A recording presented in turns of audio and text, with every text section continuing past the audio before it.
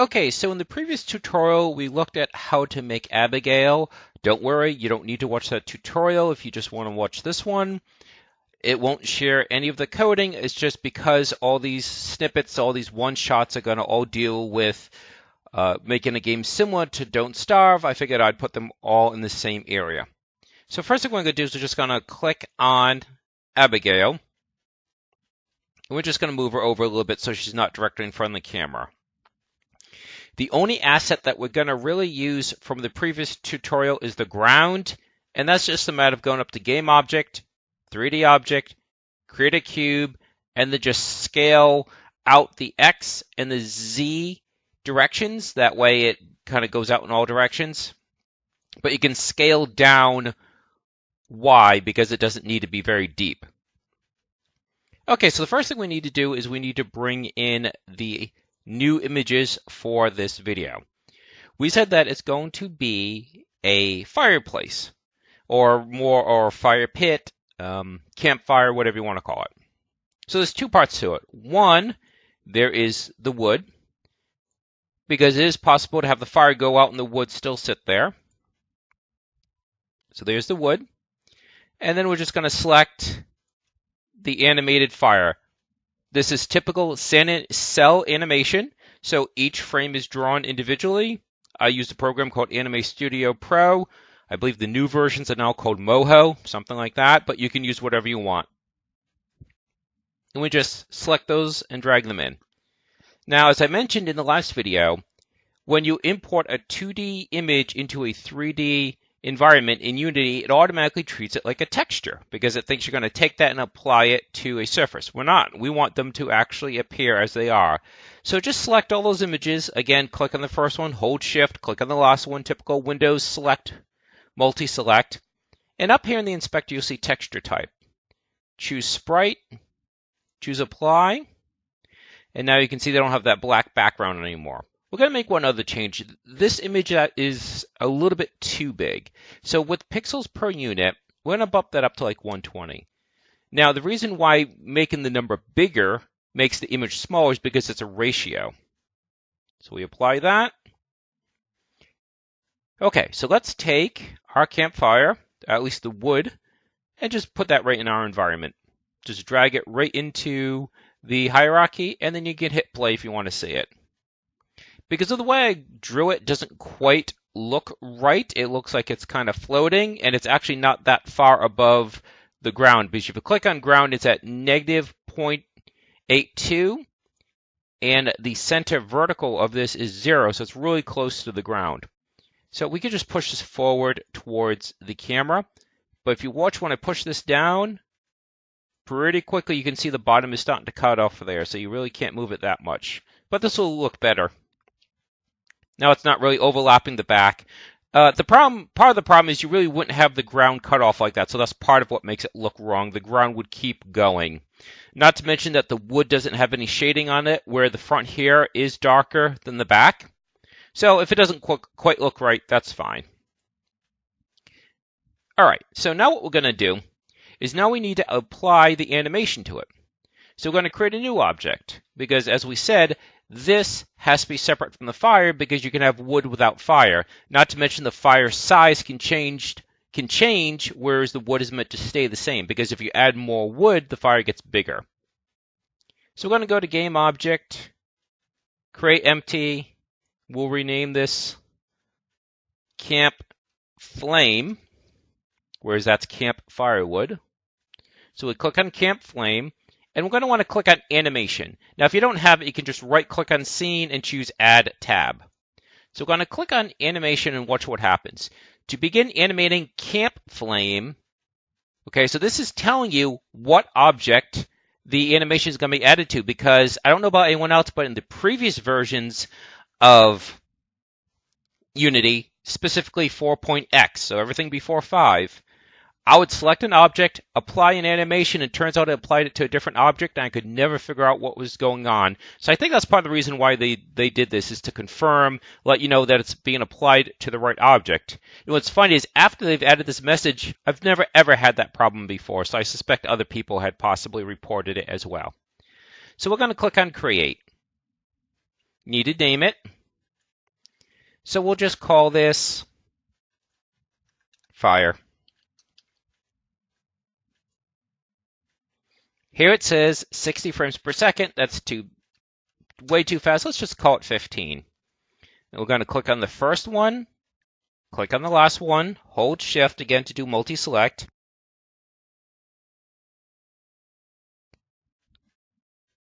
And just drag and drop it up there.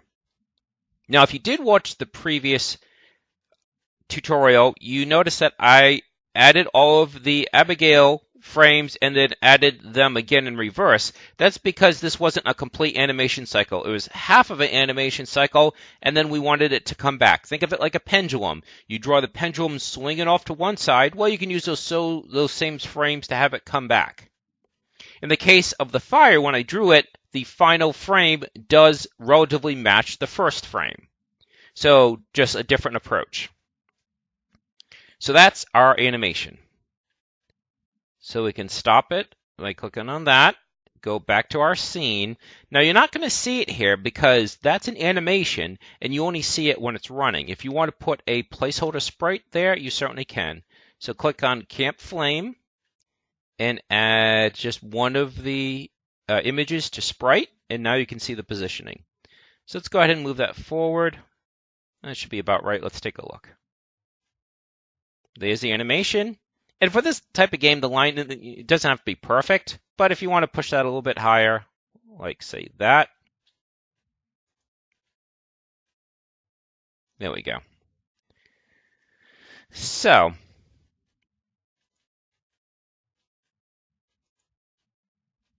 I'm just checking the Z and it's very close. So negative 2.27, negative 2.19. So they're almost exactly the same along the Z or Z axis here.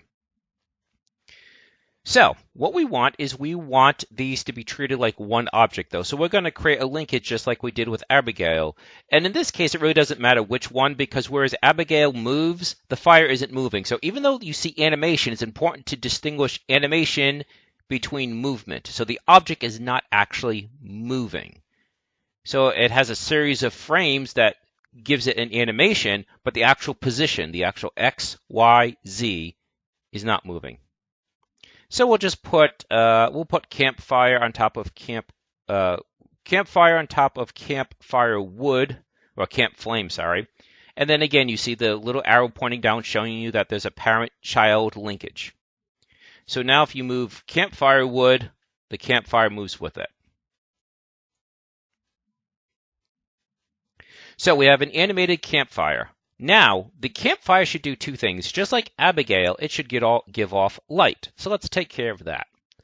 So we're going to game object, light, and it's going to be a spotlight. And just like Abigail, as soon as we create the light, you could see the light beneath it. And we just push that up. So I'm just grabbing the Y arrow and pushing it up. And let's align it with the campfire wood so that we said it was 0, negative 2. So this is at 0, so we'll move it to negative 2-ish.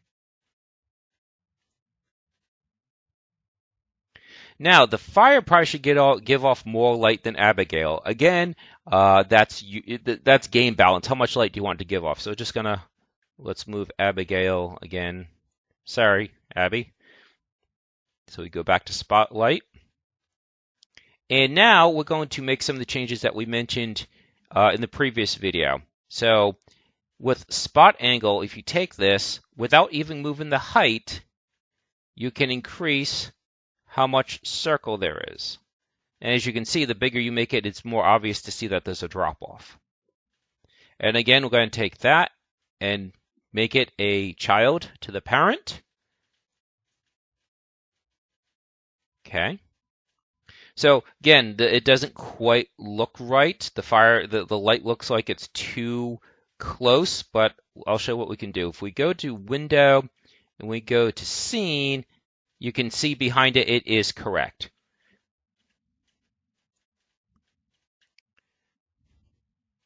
Again, it has to do with the way that I drew the logs.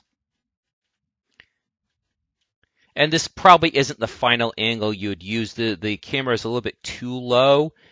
In Don't Starve, the camera is a little bit higher and kind of pointing down, so you really won't get that anomaly where it looks like the light is clipping partway through it.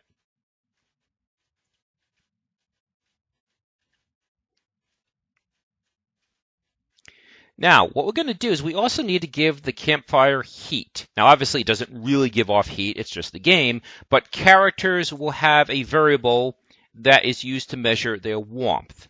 And if that number gets too low, then maybe they start walking slower, or maybe there's a visual effect they turn like bluish, or maybe there's little icicles.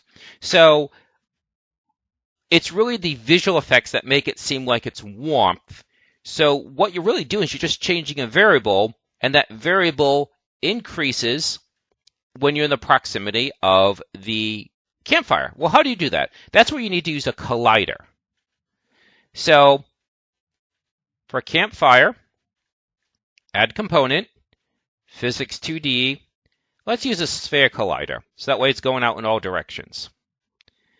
We're going to lower it a bit. That way the center is ground level. So the center we said we're going to change vertically. So let's make this like negative 0.124. That's just about right. You can see just a tiny bit of the line going past the center. And again, a game like this, collision doesn't have to be absolutely precise. So now we're going to increase the size of this because you basically have to be standing on top of it. And again, that's a game balance issue. Maybe you want the collider to be exactly the same size as the light. That way it's a very clear indicator to the player that they're in the area that's being affected, or maybe you don't. Maybe you think that's too generous. Again, that's a game balance issue. So let's click on Edit Collider. Just grab one of the corners and we'll drag this out and we will make it approximately the same. Now it comes out like an orb, so technically if anything was above it, it'd be warmed too, but everyone stays on the ground to the best of my knowledge in Don't Starve, so it really doesn't matter that it goes above it. So what does this do for us? Well, first put a check next to is trigger. So there's a command that lets us say, hey, is there a collision going on? And if there is a collision going on, then something is going to happen. So we're going to create a placeholder object. We're just going to create an object that's going to move through here. It's going to have a warmth variable, so it's just a variable to represent its warmth. And when it's going through here, that variable will be increased. And that'll be about it for the tutorial. So game object, create 3D object, and I suppose we could just use, let's make it a sphere so it rolls. And we don't want it to be, actually we probably won't use gravity so it doesn't matter, it won't roll anyways. So we have our sphere, and this is going to just, like I said, the functionality that I'm going to apply to the sphere is what you'd apply to one of your characters. So right click, create, C#, and we'll call this player con, short for player control. Take the sphere, and we'll put player con onto it, and now we'll open that script.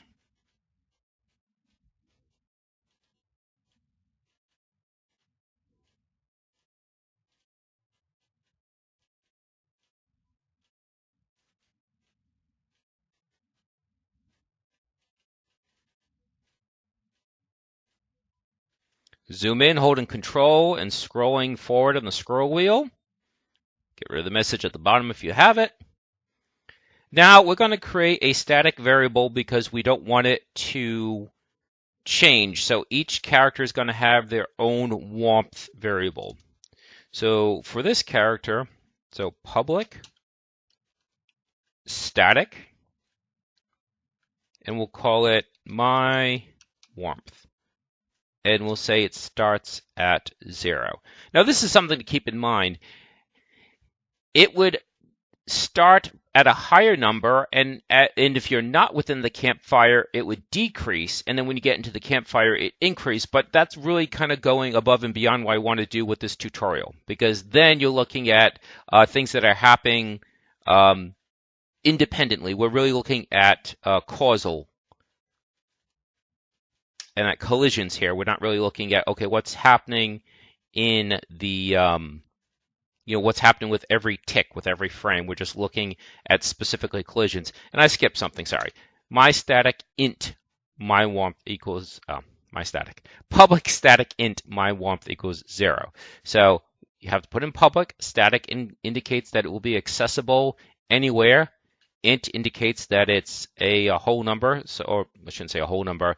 It's a non-decimal. So it can be negative or positive, but 0, 1, 2, no fractions. Okay. So what we're going to do is first we need this to move. So what we're going to do is let's save this. We'll go back to our sphere. We're going to add physics, rigid body, and get rid of gravity. So this will allow for the application of velocity. So back to our script, and in the start, we're going to say get component rigid body velocity equals new vector 3, and it's going to be along the x-axis. So let's make this, I believe, -1, because it's moving what will be right to left, comma 0, comma 0. So it's not moving up vertically, and it's not moving away or towards the camera. So the y and z have to be 0. So save that. So let's do that. Let's make sure that the rigid body is working correctly and that velocity has been applied. It is. It is now moving. Okay. And it was faint, but you could see a difference in its coloring when it moved into the light. Okay, so we got the orb moving. Now what we're going to do is outside of start, outside of update, what we're going to do is we're going to have that value displayed on the screen. So debug, oops, sorry. Actually, debug we want in the update section. I apologize. I was getting ahead of myself. So in the update section, debug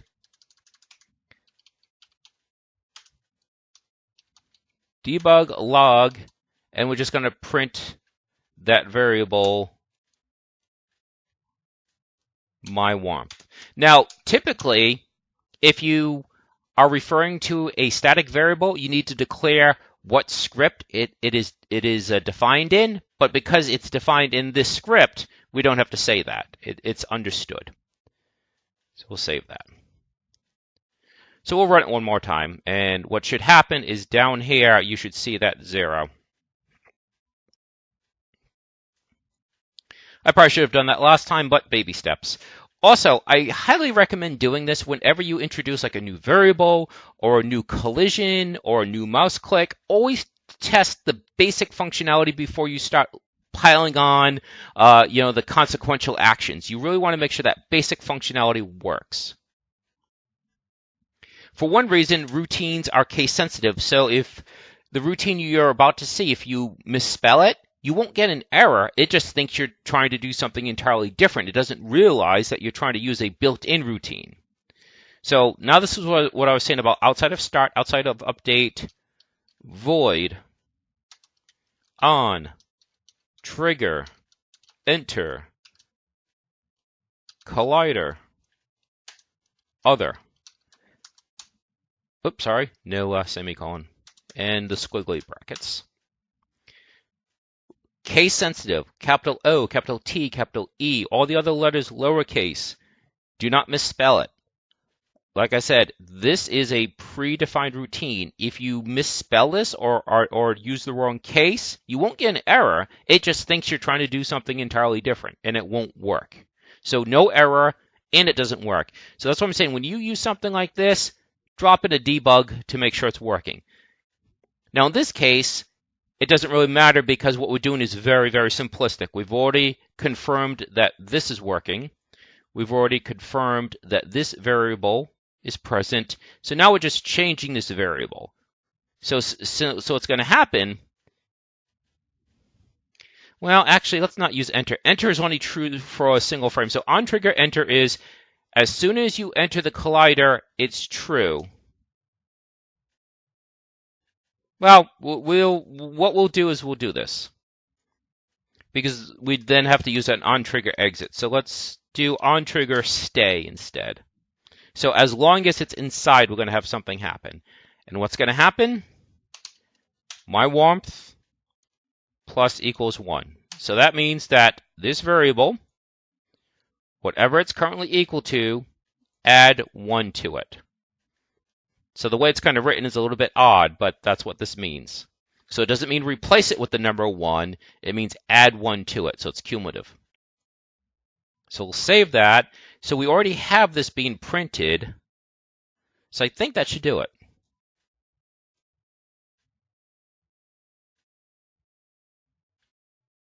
There we go. It is now being warmed. Watch what happens. It now stops when it's out of the range. So absolutely perfect. We got it right the first time. So yes, we could have used on trigger enter, but then we'd have had to add an on trigger exit. So this one just says as long as it's there, have this happen. Now the problem with this is based on frame rate. So if your game is running really slow, you're going to be warmed less. So this is really just placeholder to get the functionality in place. What you'd actually do is you'd add a timer, and that is this would just be the first check. You would then also check, okay, has 1 second passed? Okay, now your warmth increases by, say, 1 or 2 or 3. And then the timer resets. Okay, has another second passed? Okay, increase it again. This is happening with every single frame. So you got to be very careful about tying variables like this, like player attributes to frame rate, because the faster the frame rate, the better or worse the effect. Because if, say, you're getting poisoned in every single frame you get poisoned, well, you get poisoned faster than someone running a lower frame rate, the game at a lower frame rate. But I'm going to leave it like this because this isn't meant to be extensive. This is meant to be introductory, and you've done some really great things. You've shown how to add a source of light to an object, and you've shown how to add other attributes. So that could very easily, say, be poison. That collider area is poison, and that your character, rather than getting an increased number, is getting a decreased number. Whatever. That is a functionality that you're going to use an awful lot, and that is while some object is within a collider area that's a trigger, have some effect happen. In this case, it's meant to be beneficial.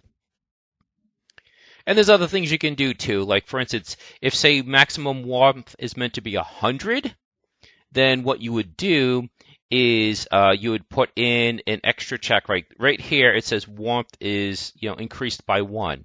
You could put in an if statement that says if my warmth is greater than 100, then it's equal to 100. So in other words, you ignore the increase. It gets increased, but then the next line resets it back. So I think that'll about do it for this one. We'll see how much interest there is.